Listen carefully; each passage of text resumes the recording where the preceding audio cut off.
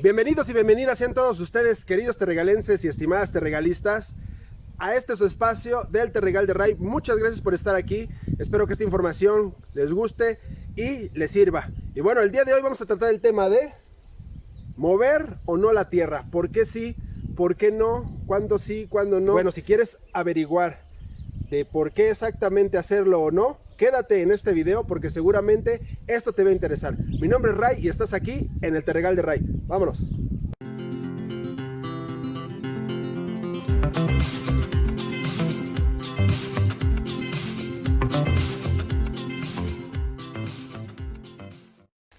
Bueno, muy bien, pues antes de comenzar con el tema, tengo que comentar que esto que van a escuchar aquí, esto es más mi observación, mi intuición, es más el estar aquí haciendo el trabajo en el campo y observar y aprender de la naturaleza, que un poquito más lo que los textos dicen, porque a mí se me hacen de repente un poco incompletos en algunas cosas.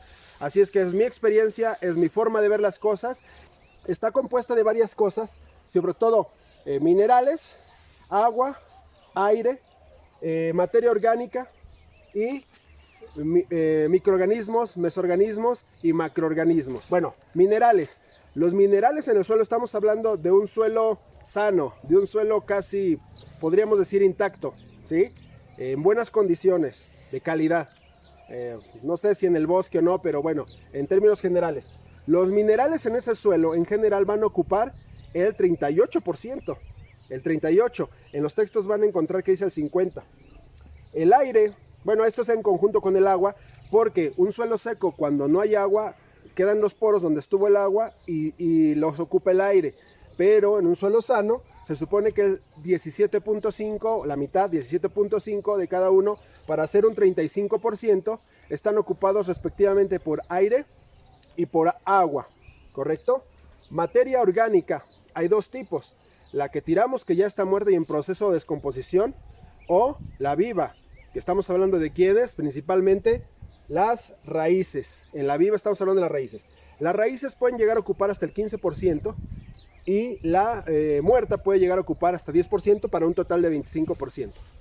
Y esto que no se toma en cuenta normalmente, microorganismos, mesoorganismos, que es por ejemplo, los mesoorganismos son animalitos que apenas si podemos observar, que podemos ver, y los que son claramente visibles ya son grandecitos, son los macroorganismos. Todo esto, esta masa, que es importantísima para mí, entre el 1 y el 2%, la forma del suelo, no sé, a lo mejor hasta me queda corto, posiblemente en un suelo sano me estaré quedando corto con el 2%. Y bueno, este análisis lo vamos a hacer tomando en cuenta la estructura, la porosidad del suelo, el agua que hay en ella, las relaciones entre micro, meso y macroorganismos, y electromagnetismo y conductividad en el suelo. Esas son las cosas y los vamos a ir explicando uno a uno. Vamos a comenzar por la estructura.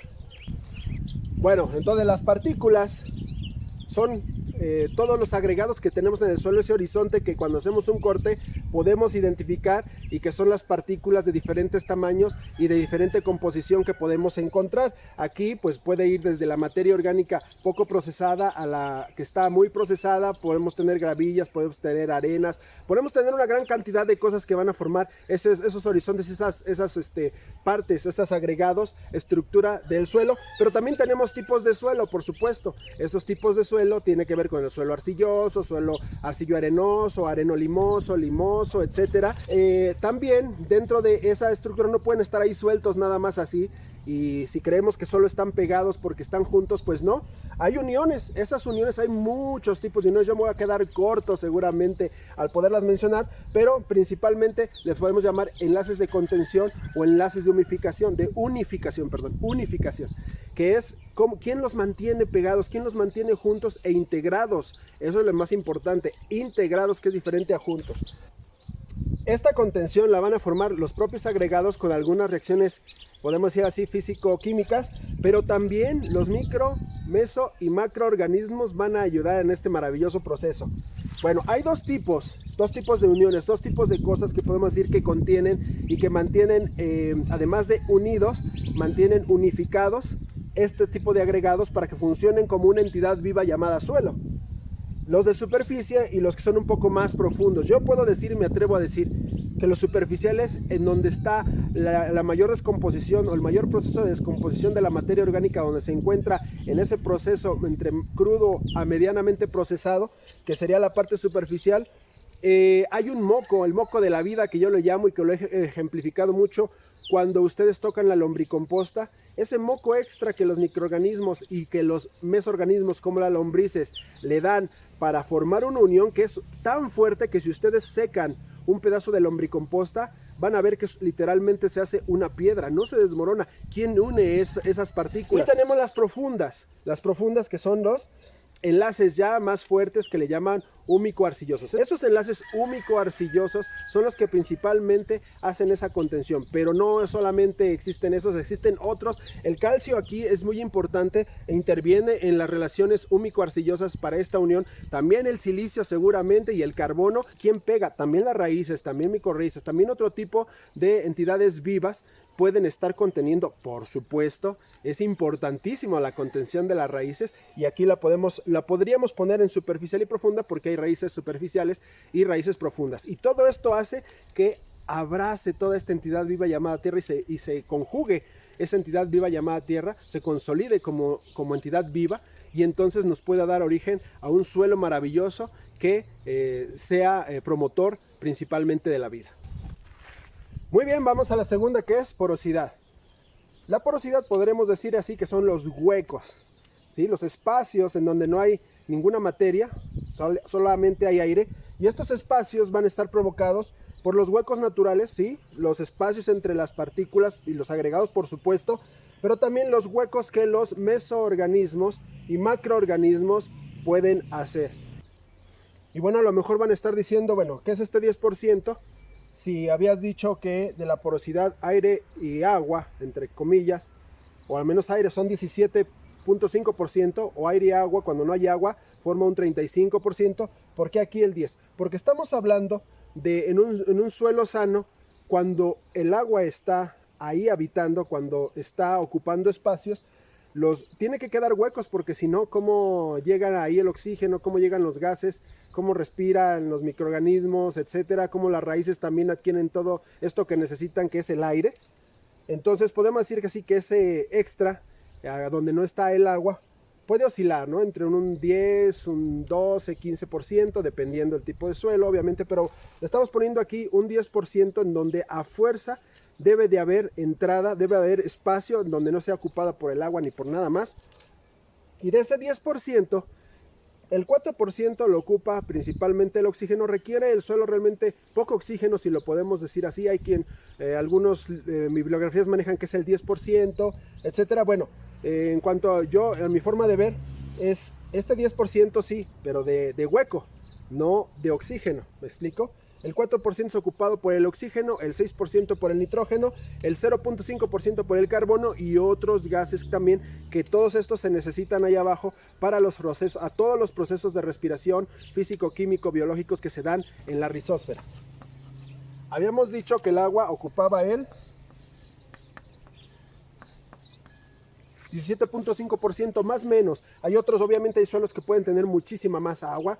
Es obvio, un suelo sano podríamos decir que puede llegar hasta el 22% de agua como tal ocupando los espacios, siendo de manera saludable. Hay literaturas que mencionan que es el 25%, más o menos por ahí.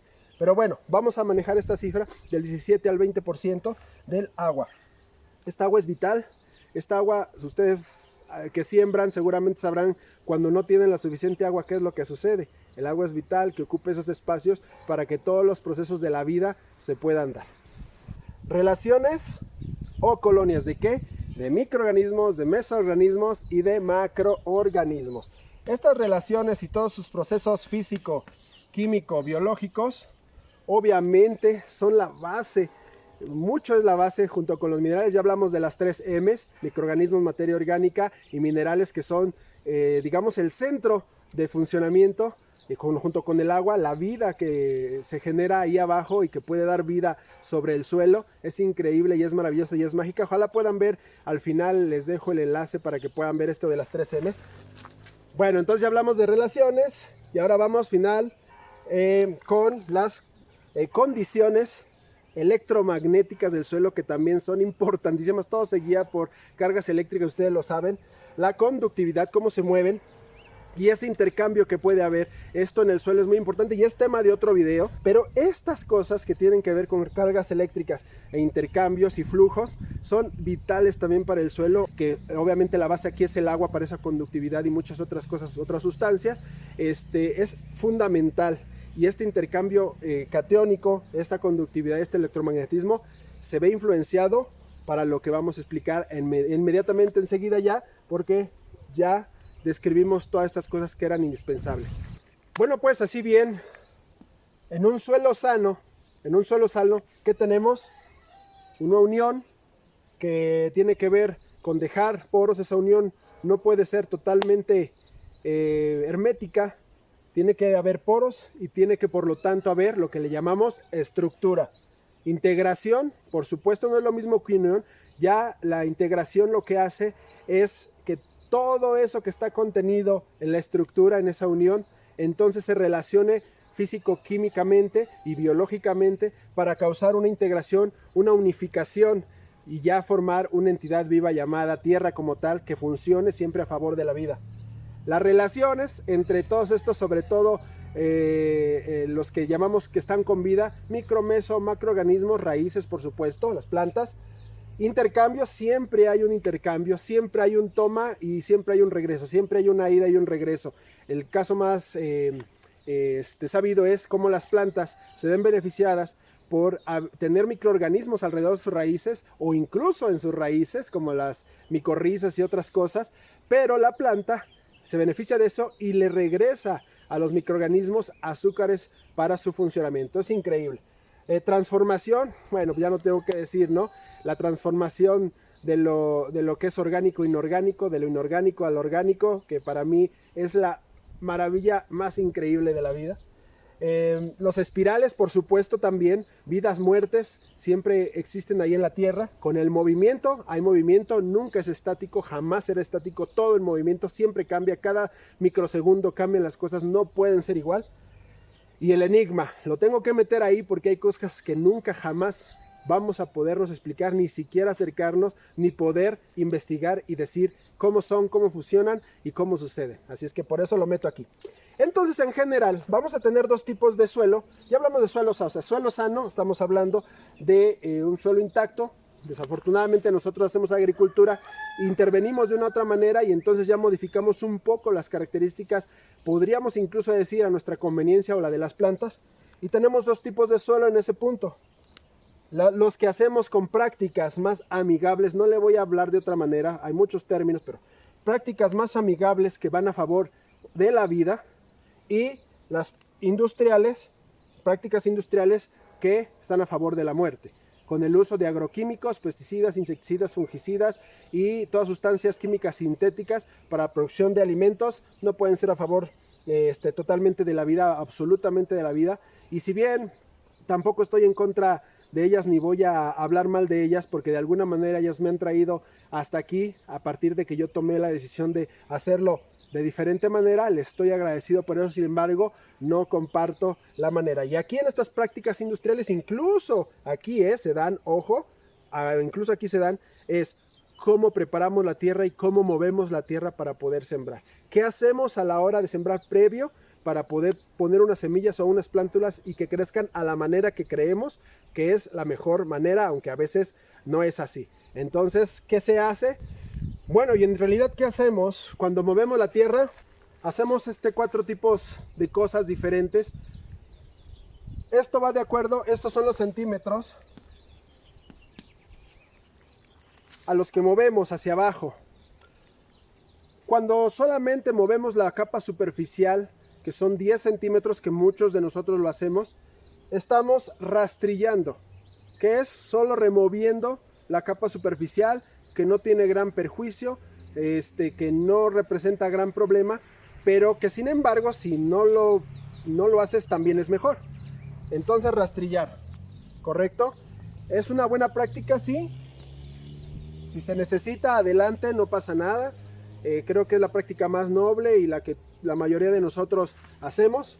A los 20 centímetros ya rastreamos. el rastrear ya implica meter una herramienta con caballos o con máquinas, tractores, para poder hacer la rastra. Estas máquinas que tienen muchos discos en la parte de abajo y que invaden aproximadamente de 20, pueden llegar un poco más, pero en promedio 20 centímetros.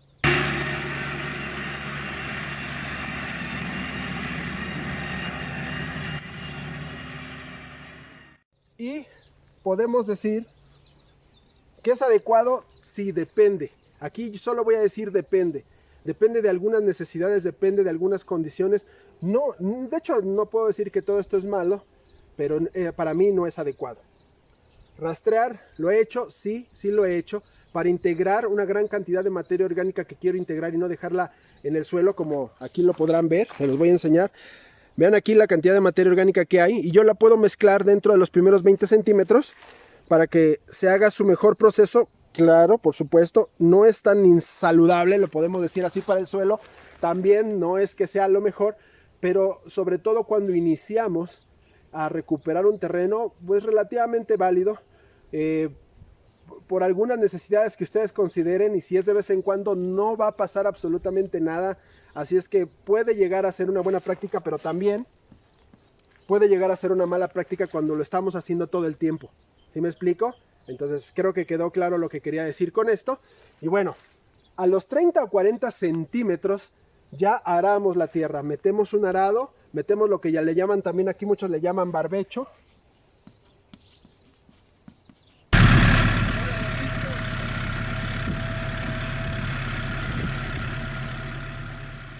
El barbecho ya afloja. Se me olvidó comentar que el rastreo lo que hace es moler. Todas estas prácticas lo que hacen es moler el suelo, literalmente, pero la rastreada muele mucho el suelo. El barbecho voltea la tierra que tenemos abajo con más humedad, microorganismos, que está más resguardada, le da la vuelta por 30 o 40 centímetros. Es increíble ver cómo las máquinas van haciendo como en una espiral, girando y exponiendo lo que poco que nos quedaba bien ahí abajo. Es increíble. Por eso es que a esta técnica de arar yo sí le voy a poner un tache, porque ya propiamente es para agricultura industrializada y que no le importa darle vuelta. El chiste es que esté blando el suelo aparentemente, y estamos provocando el que esté blando, pero también provocamos compactación. Ahorita les voy a decir por qué. Primero ara, o barbecha, y luego rastrea. Entonces lo que hacen es darle vuelta a la tierra, aflojar, y luego con la rastra moler el suelo.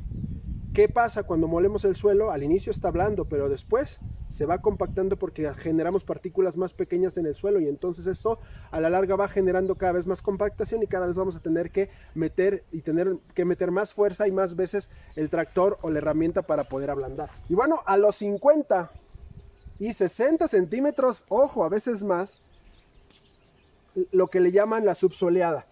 Esta se hace con una máquina que tiene como unas uñas de metal y entra profundo.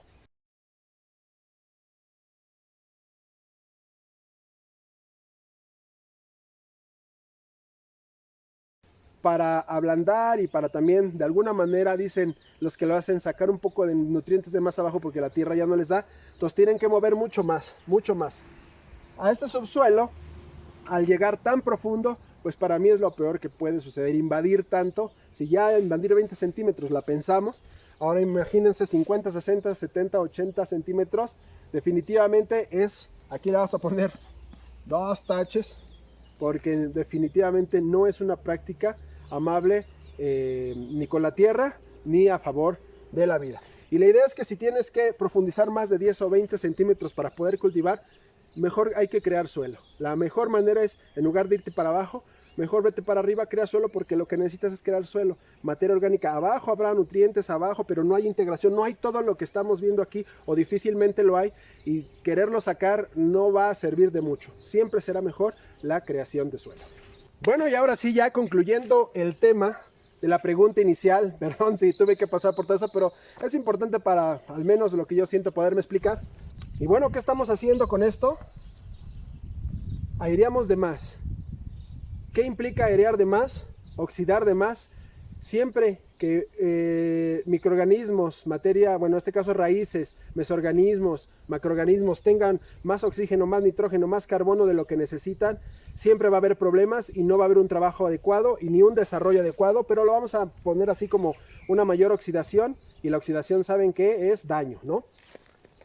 Rompemos la estructura de la Tierra, la estamos modificando, la estamos haciendo pedazos, lo puedo decir así, y no hablamos nada más de las partículas, sino ya hablamos de esta unificación para hacer una entidad viva, y esto es lo que nosotros estamos rompiendo. El esqueleto, ¿no? También, toda la estructura que ha sido formada por todo lo que se da allá abajo en la rizósfera, esa es como construir un edificio y de repente pasar con una máquina y deshacerlo, porque vamos a supuestamente construir uno más bonito de otra manera y la naturaleza no se equivoca, ¿no? Entonces el esqueleto lo hacemos pedazos. Sacamos agua, por supuesto, deshidratamos, estamos moviendo, estamos generando más porosidad intencionalmente momentánea y por lo tanto, además de que puede evaporarse con mayor facilidad, cuando damos la vuelta estamos sacando la tierra más húmeda, lo poco que nos queda o mucho de humedad ahí abajo lo estamos exponiendo y por lo tanto va a haber una deshidratación y todo lo que implica una deshidratación. Exponemos microorganismos, mesoorganismos, macroorganismos y ¿qué hacemos? Los matamos.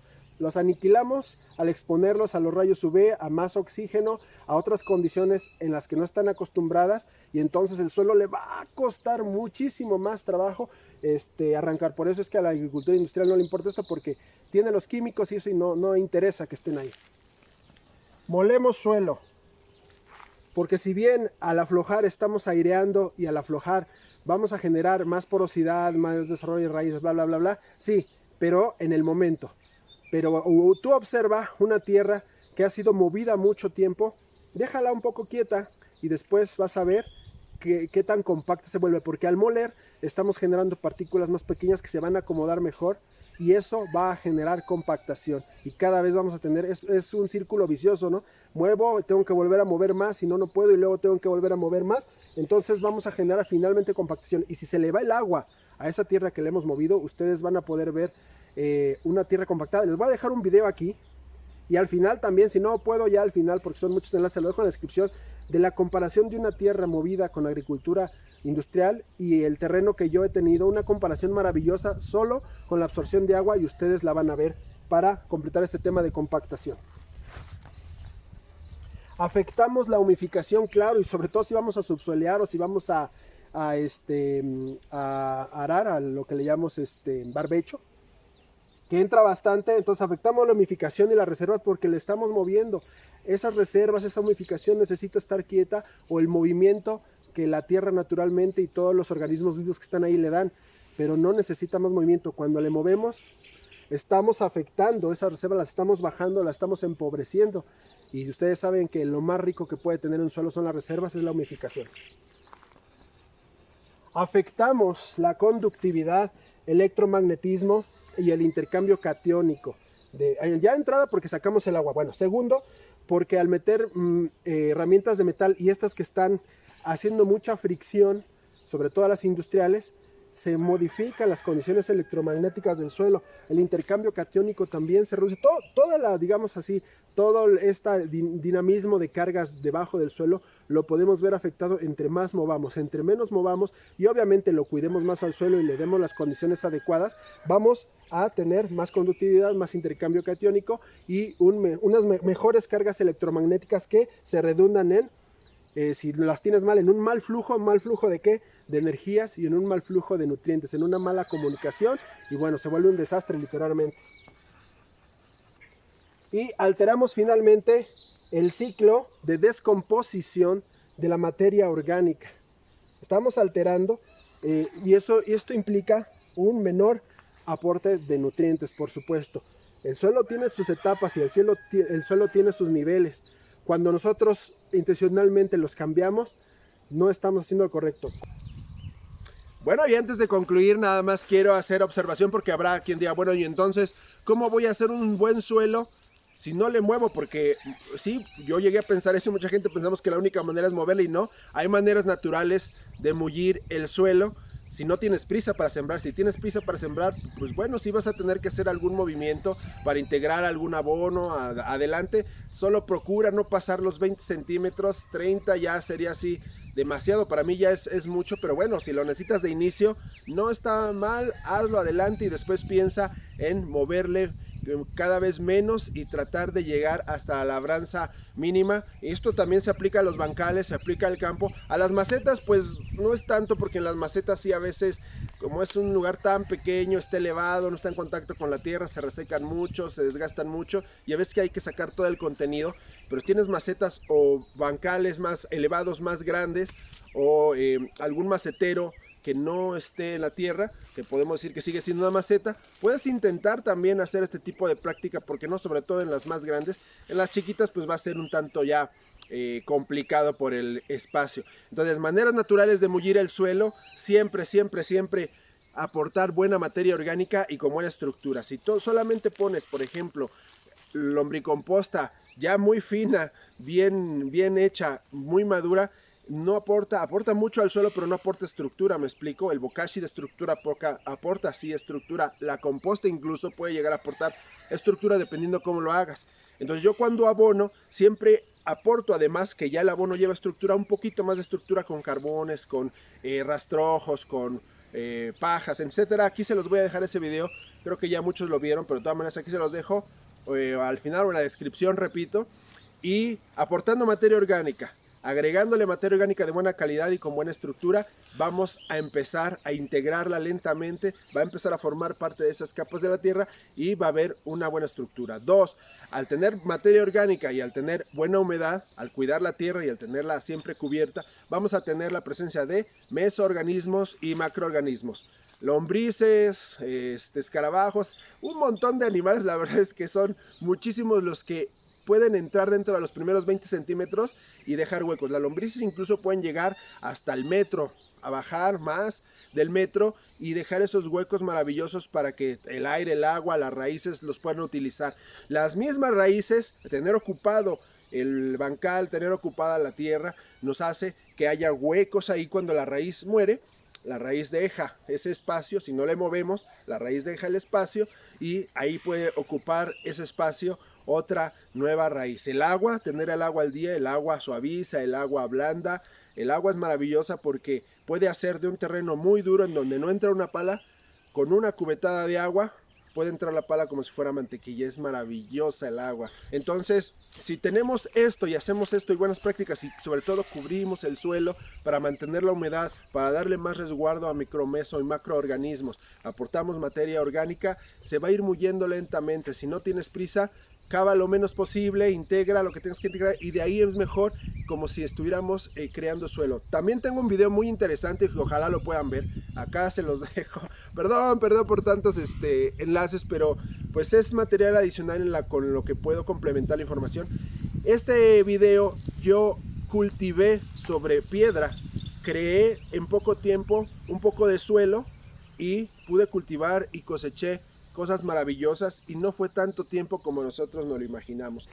Y bueno, pues hasta aquí, queridos terregalenses y terregalistas, aprecio que se hayan quedado hasta el final. Lo que más deseo con el corazón, que esta información les guste y les sirva. Y repito, esta es mi manera, es lo que yo pienso, lo que yo he observado, lo que yo he recopilado, lo que he podido aprender en el maravilloso lugar en el que estoy, el Terregal de Ray. Y yo se los comparto con todo el corazón por si algo les gusta y les sirve. Pues muchas gracias y mira, si no estás suscrito, era la primera vez que me ves o me has visto pocas veces. Muchísimas gracias, activa la campanita para que te lleguen todas las notificaciones de la actividad del Terregal de Ray. Compártelo en tus redes sociales si lo crees pertinente, te lo voy a agradecer muchísimo. Y bueno, pues también gracias por regalarme eso, que también me ayuda mucho. Recuerda que los enlaces te los dejo al final del video y en la descripción para que te puedas remontar a ello. Déjame un comentario de qué piensas de esto, cuál es tu experiencia, que has leído también, porque no hay tantas cosas y tantas versiones y tantos puntos de vista de esto que yo solamente les expongo el mío. Como siempre les digo, les mando mis mejores deseos y pensamientos, que tengan un camino lleno de luz, paz y amor en su corazón, igual que una semana hermosa. Por favor, amen la huerta, cuiden su tierra y nos vemos la próxima.